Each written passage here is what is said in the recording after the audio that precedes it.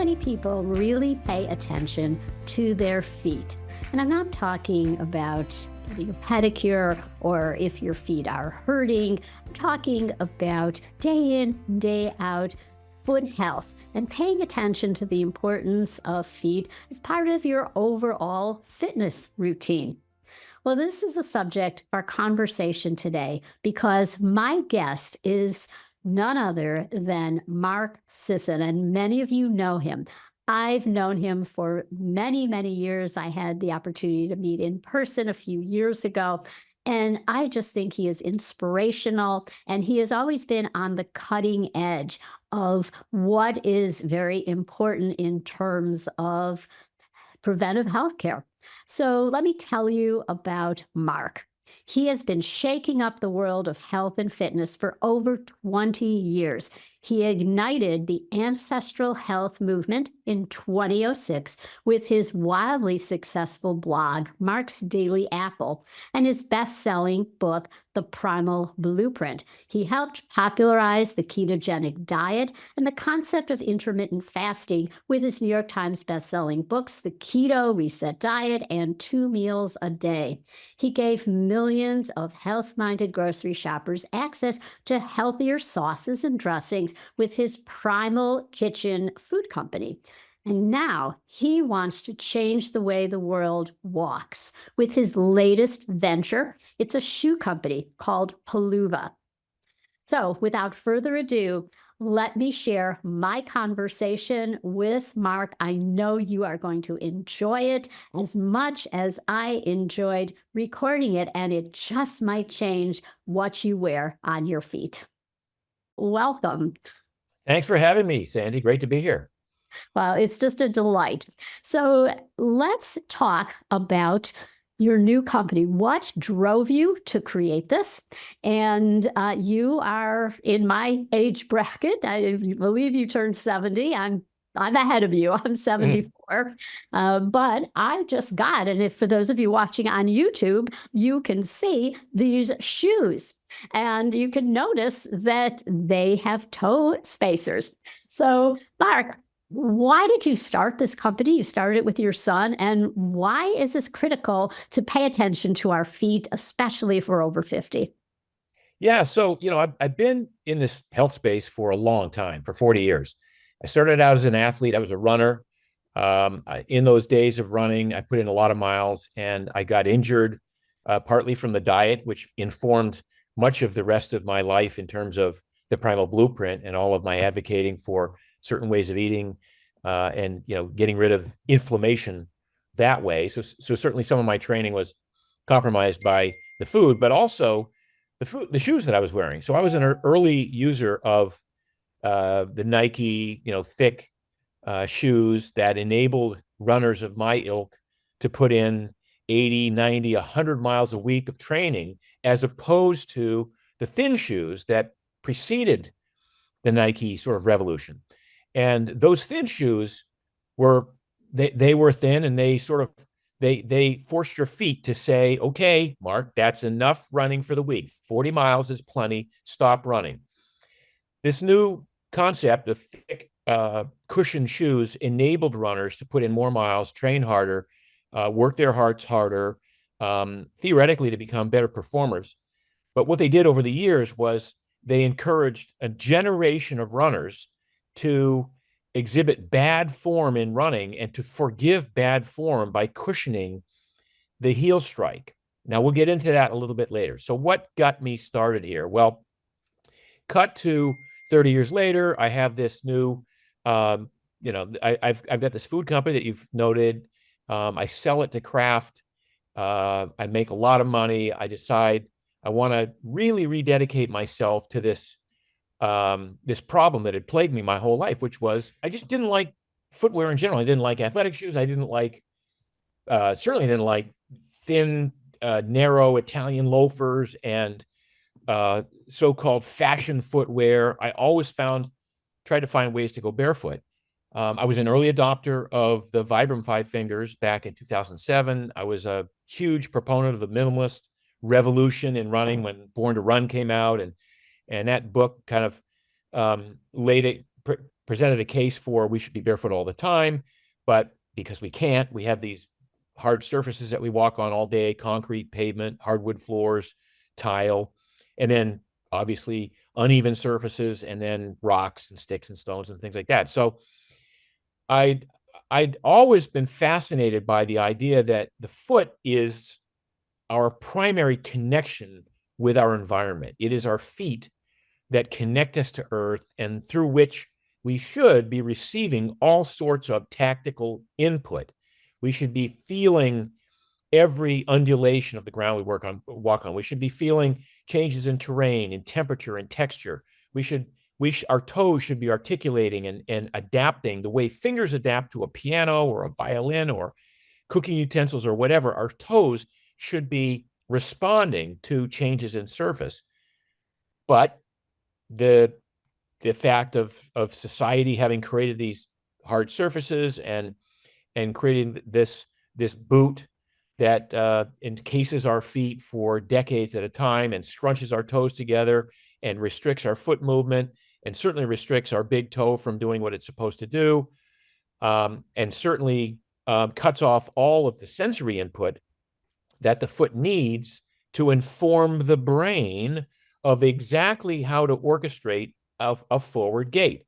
So if you're barefoot and you step on anything, rocks or any kind of surface, by the time you weight that front foot, the brain has all the information it needs on exactly how to scrunch the arch, how to bend the toes, how to roll the ankle outward, maybe, how to flex the knee, how to tilt the hip forward in a perfect kinetic chain.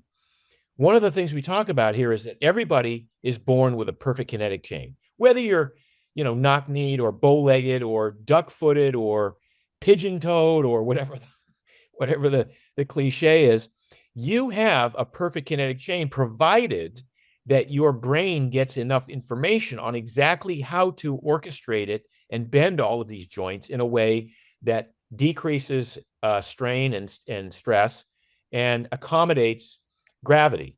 So the challenge for me was, okay, how do we create a shoe that will enable feet to be feet, enable feet to do what feet are supposed to do, which is react with the surface you're walking on, and create a perfect gait so that we don't get injured, we don't get tired, we don't get, so that we want to walk, we want to move. So many people just complain about foot pain, like something like 78% of people complain about foot pain in their lifetime. And cutting to runners, and specifically marathoners, 50% of them are injured every year, and 25% are injured at any one time. It's like the NFL doesn't even have that many injuries. So my son and I started this company with the idea that we were going to redesign the perfect shoe from the ground up. It had to have that tactile sensation. It had to have what we call ground feel, the ability to feel everything that you walk on. It had to have individual toes to articulate so that they could respond to changes in texture and terrain, so that you step on a stone and if it's in the middle of your foot, only two of the toes respond, or you don't step on anything that's uneven and all of the, you push off the big toe. But the foot needs to respond in a way that it was designed, that it was evolved to respond to. We wanted a shoe that, in addition to being sort of realigning the feet, that strengthened the feet, that relaxed the feet in a way that regular shoes just can't do. And in relaxing and realigning and strengthening, that also looked good. And I think they look pretty cute. I think those blue ones that you have are great trainers, or they're pretty cute. So I'm rambling on here, Sandy. Stop me when you've heard enough. But that's why we decided to do this. I'm so passionate about foot health. The fact that, and you mentioned this, people over the age of 50, shall we say, balance, and it becomes a huge issue. And falling it can be life-threatening when you're an older person. And why do people fall? Well, they fall because they haven't done the strength work in the gym, which I know you talk about and we all talk about. But they also haven't done the proprioceptive work with their feet. Their feet have not been conditioned to respond to changes in texture and terrain, such that if you do trip, you easily catch yourself.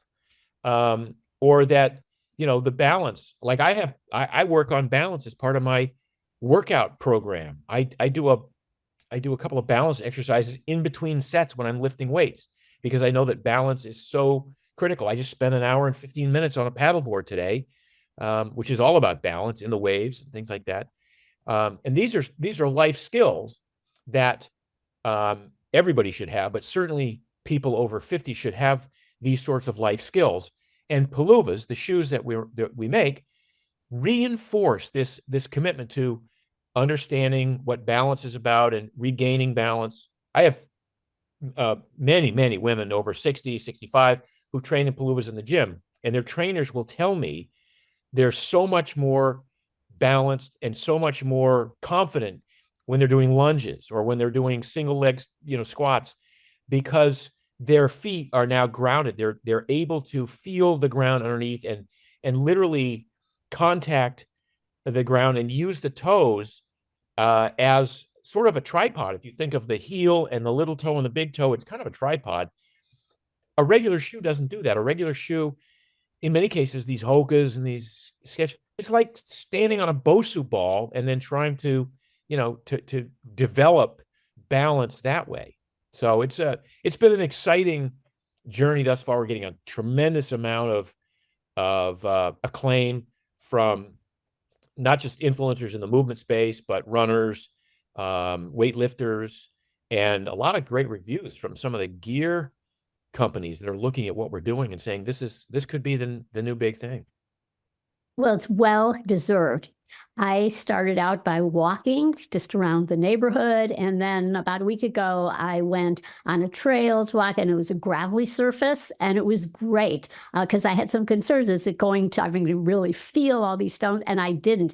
But the other way I've been using it. So before we are recording, I had taken my ballet class. I take ballet like 3 days a week. I do tap classes as well. And the major emphasis there is on balance, jumping, foot strengthening. And so at home, I was just practicing, and I was going up on releve, and it is really great. I haven't tried it when I'm doing strength training, but that's a great suggestion. I'm going to do that, because it is so important. And I find so many people have poor balance. They're doing cardio. They're out there thinking that they're really, doing everything in terms of being as fit as can be and aging well, but they're not paying attention to their feet, to balance. Pilates is also something that I do that they have great foot exercises. But it's interesting. So we have a lot of Pilates instructors who are wearing the Paluvas as they're, moving just throughout the day. It's a great shoe to wear doing your errands and picking up the kids and going shopping and whatever you're doing all day long. It's a great shoe for walking. You talked about walking on pebbles and things like that. We call that foot candy. We search cobblestones here I'm in France now for 2 months. And my wife and I walk between 6 and 12 miles a day. And we're always looking for cobblestones to walk on because it just feels so good. It's like, it's a unique experience. It's almost like, like when you go barefoot in the grass, you can't not smile, right? It's just going barefoot in the grass puts a smile on your face. And that's sort of a testament to how important it is for the feet to get this sensory input. So the next best thing is, if you have to wear shoes, then wear a minimalist shoes. And so the specifications on the Paluvas are, we have 9 millimeters. That's less than 1 centimeter of total stack height between the heel and the surface of the ground. But within that 9 millimeters, we have just enough cushioning. We like to say it feels like when you're walking on a sidewalk, it feels like you're walking barefoot on a putting green, right? So just enough cushion, just enough protection to not get bone bruises or get, any sorts of issues that the other older, 5-toed shoes might have caused, but enough to give you that feeling of comfort, but also to still be able to feel everything you step on. Like you can step on a manhole cover and read who manufactured it. I'm kidding, you can't do that, but the dimples on some of those metal plates. And I'm always looking for things to walk on, to feel the ground underneath my feet, even while I'm wearing these shoes, which you cannot do with most traditional running shoes. Yeah, that is so true. It is such a good point. And especially, I think for women. So I came of age in an era where you had to wear, it was high heels, stilettos with pointy toes, Absolutely. and ruined my feet. And so I welcome wearing these and wear toe separators when I'm going barefoot around the house throughout the day, just so I can continually be exercising my feet and preventing any more damage from taking place. It's funny. You mentioned we're both friends at JJ Virgin, and she got her first pair, and she's like, "I'm not wearing those, Mark." And I'm like, "Try them on, JJ, try them on." And then Tim, her husband, wore them, and he loved them. And so she was in town a couple months ago, and we went for a walk in the Blue. She's like, "Oh my God, this is like a whole new kind of life changing experience." So it takes a little getting used to, but once you put them on and once you wear them a couple of times, um, they. I think the danger is you don't want to wear other shoes. So this was my problem. I created this company and now I don't wear any other shoes. So I brought, I don't know, 15 pair with me to Europe for the summer. I'm going out to a fancy restaurant tonight. I've got leather ones that I'm wearing tonight. I've got, all different styles and colors that go with different outfits. So, because for me, it's become a real lifestyle. I want my feet to be strong and resilient and pliable and mobile.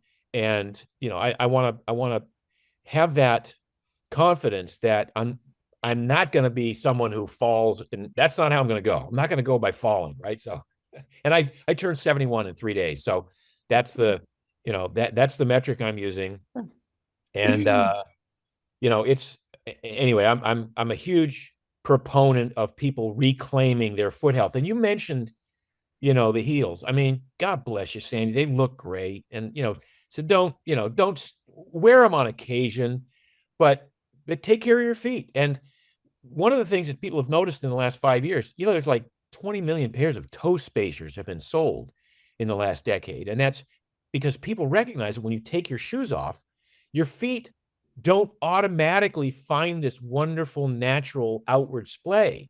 You have to force them.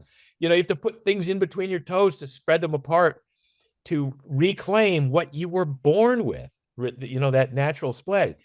So what we do with Beluva is we just say, this is like wearing toe spacers all day, except now you're not just wearing toe spacers, but you're putting your toes through the motion, through the movement. You're pushing off the big toe. When we're in the gym, the big toe is directly connected to the glute. People in the gym will say that if you can't activate the glute unless you are fully articulating the big toe, which is why many bodybuilders and weightlifters take their shoes off to do leg training. That's not because, they want to be more comfortable. That's because they literally want to activate the glute with that big toe. And you can't do it with socks. For instance, even wearing socks, a regular sock still scrunch that big toe in. So a lot of people get injured. They don't even know it, but because if you can't activate the glute by letting that big toe splay outwardly and push off the way it's supposed to, then what happens is the stabilizer muscles around the glute say, well, I guess if the glute can't function fully to do this exercise, we stabilizer muscles are going to have to come in and take on some of the load. And then you get this muscular imbalance. You can maybe a low back pain, maybe you get an IT band issue or whatever it is. And I'm not saying you're not going to get injured, wearing Beluvas and working out, but it's this idea that if you want to fully activate the glute while you're doing deep squats or while you're doing lunges or while you're doing hip raises, that big toe is critical, and it needs to be separated away from the other toes on your foot to fully engage.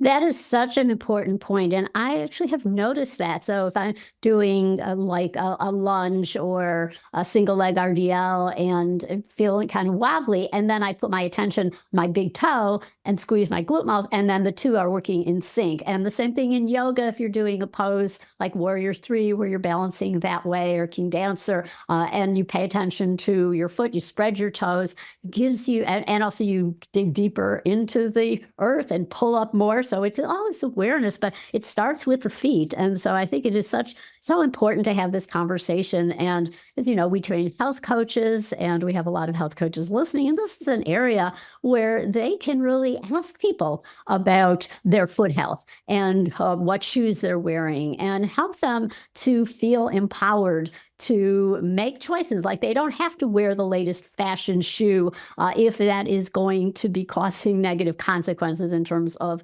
their foot strength and balance and mobility, and end up with more problems down the road. No, 100%. And if you as a coach can convince your client, your patient, that one of the easiest ways to live longer, and as Brian Johnson would say, it's by not dying. To live longer is to not fall, and to live well by not falling. I mean, people who I see it all the time. I see it now. It's, Peter Attia talks about it. Gabrielle Lyons talks about it. Perlmutter, all the sort of doctors that we know online talk about, like, you have one fall after the age of 65 and your risk of dying increases 30%. It's a huge number. And it's one of the easiest things, I think, to address in the gym and to get real benefits immediately. Like if you can have your 50 and 55 and 60 and 70-year-old clients doing a little bit of balance work and strengthening their feet and feeling confident that they're not going to roll an ankle if they step wrong off the last step on a stair landing, or if they're afraid to go outside and walk because of the undulating terrain. This is debilitating for people who, it's not just physically debilitating, it's mentally debilitating to think that I have to restrict my access to the world because I'm afraid of my feet. I'm afraid of turning an ankle, or I'm afraid I might fall because my balance is good. Imagine as a coach, if you can fix that with your clients and give them that confidence. That's worth more than big biceps, I think, or huge delts, or a Brazilian butt. I mean, it's like, you with me on this? Absolutely. In fact, right now, as we speak, I've been balancing on one foot. I do that frequently when I'm on Zoom meetings. Sometimes I will go up and down, strengthen my calf muscles, or typically at least once a day, I'll do some exercises where I close my eyes, and you can put one foot in front of the other. You can raise one foot, and you can work on balance and see with your eyes closed, which is more challenging. But when you get it, it's really empowering, and it's so critical to prevent falls. So here's my favorite exercise for balance. It's a tough one, but you center yourself, you get on one foot, eyes open, one foot, lift one foot off the ground, cross your arms, close your eyes, and see how long you can stand. Because now it's real proprioception. Right now you're using every part of your foot to, to kind of give these minor corrections, and it strengthens the foot and it improves balance. And, I've read these sheets, like if you're 30 years old, if you can do it for 15 seconds, that's probably the standard. And if you're 70 years old, like I am, and 5 seconds. 5 seconds, exactly. And I can do it for a minute. So I'm I got this, but it comes from, it's not a magic trick. It's just, you have to work on it, but it's so easy to do in between sets. If you just think about, okay, I just did, bench press, I'm going to rest 2 minutes in between sets. Okay, I'll just go do my eyes closed, arms crossed, one-legged, one each side. That's the sort of stuff. And then I do it with paluvas on, because if you do it with regular shoes, when you press down with your toes, they press into rubber, and then it's bouncing around against, like it on a Bosu ball. So, not that a Bosu ball is bad, but anyway, I think that, again, this connection that we have with Earth, this feeling that that's how we navigate the world, is through our feet. And my goal now is to reclaim foot health and to teach people how to move again with confidence. Well, I fully support your mission. I think it is critical, especially as we're aging. And I have women who are like, I'm 74, and in my contemporary, they're still out there wearing high heels. And you need to design one that has sparkles so I could wear it to a high gala. I know. Because that's one of the things, as we get older, I have found that I have given up the sense of embarrassment or shame. What are people going to think about how you forget all that, and you're focusing on feeling empowered to take charge of your health. So speaking of that, you have a new book, I believe, Yes. to come out. And can you talk about that and how you have made that transition from running to the power of walking? Yeah. So, as we open this conversation, I mean, our feet are a connection with the ground. I think walking is the quintessential human movement. I think walking defines humans. It defines who we are. It's how we populated the face of the earth, by walking, not by running. And so my new book is called Born to Walk. And if nothing else, it's an indictment of the running boom of the last 50 years as having been largely inappropriate for most of the population. Most people who are running should not be running. They should be walking, and they should be walking well and walking fast and walking with minimalist footwear, which would strengthen their feet, which would give them the same cardio or better cardio benefits than the running form, the poor running form that is encouraged by the thick shoes that they're wearing. So the book is really, first of all, it looks at the inanity, if you will, of people running 4.5 hour marathons when they could be walking almost as fast and not getting injured. How the running boom has caused a lot of injuries, how it caused a lot of people to become depressed because they don't lose the weight that they think they're going to. Many people engage in a running program because they think it's a weight loss strategy. It's not. It never has been an effective way to lose weight. Walking is again much more effective. So within the book, we sort of lay out all of the reasons why running was inappropriate, and we talk about ways in which walking appropriately, walking with a good gait and good form, which we talk about, can reinforce this kinetic chain that we all have, this proper gait, so that it's about avoiding injury, not getting injured. I mean, when you're injured running and you want to come back and recover, what do? You walk, right? So walking is anabolic. Running is catabolic. Running tears people down, tears muscle tissue down. Over time, people get stressed out because of running. And so we lay out a walking program. By the way, I'm not against sprinting. I think sprinting is one of the best things you could do. So as human animals that evolved over the millennia, we walked a lot and we sprinted once in a while. Now, the fact that we can run doesn't mean we should run every day. So I'm not telling people don't ever run. I'm just saying, don't run 6 times a week. Walk a lot, run once in a while. That's fine, only with good form, because if you don't have good form, I'm not going to let you run. And then sprint once in a while and lift weights. So it's kind of a new longevity strategy that's a kinder, gentler way of building VO2 max, building muscle mass, and not getting beat up in the process. It is so critical. And there was a study that was released. They had health coaches help people who were very sedentary. They didn't move at all. And they got that where they had hypertension, and they got them up for just 30 minutes. And it could be broken up several times a day, and a dramatic decrease in blood pressure. So it's so valuable. And I think for your mental well-being as well, there's been many studies showing that walking is better than an antidepressant medication. People are rating how they feel, what their mood's like before going out and taking a walk, and afterwards, particularly if it's outside. Oh, I felt much better.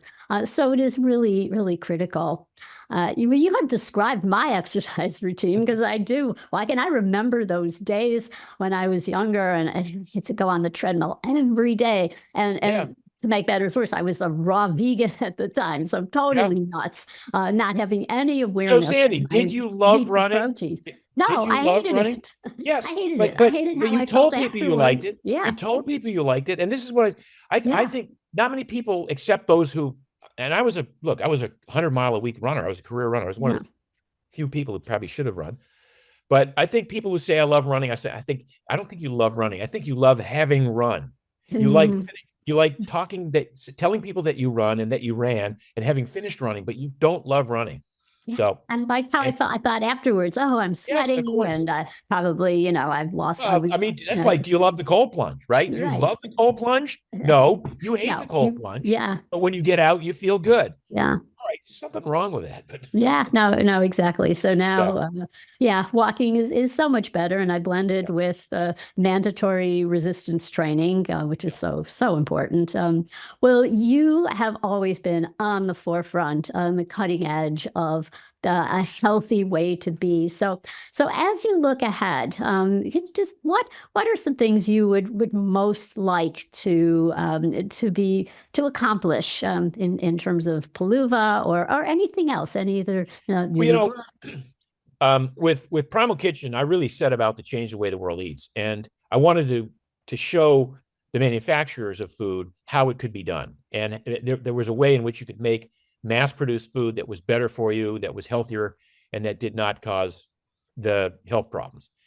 This is what I'm trying to do with Palooza. My mission with Palooza is to change the way the world moves by showing people that that the proper footwear can strengthen, realign, do all the things that we want to have happen to build more robust individual people, starting with the feet, and as part of a longevity strategy. But again, if your feet are hurting, you can't walk. If you can't walk, the day you start moving is the day you start dying, right? And so walking is life.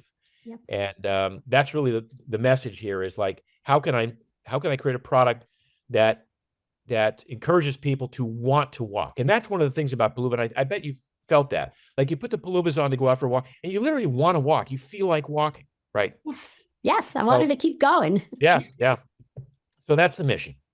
Well, I love the mission, and you are really an inspiration to people in our age range, that it is possible to actually age in reverse, which I think you and I are doing. Well, you're doing a great job, Sandy. I applaud you as well. So this has been an absolute pleasure, and I hope we can continue the conversation sometime. Sounds great. So have people go to palooza.com, check out the shoes, and I don't know when the podcast comes out, but soon we'll be pre-ordering the book, Born to Walk. So you heard that. We will have that in the show notes to go to palooza.com and to wait for the book to be released. And we should have that episode out by the time the book is released. So congratulations and best of luck with that as well. Thanks, Andy.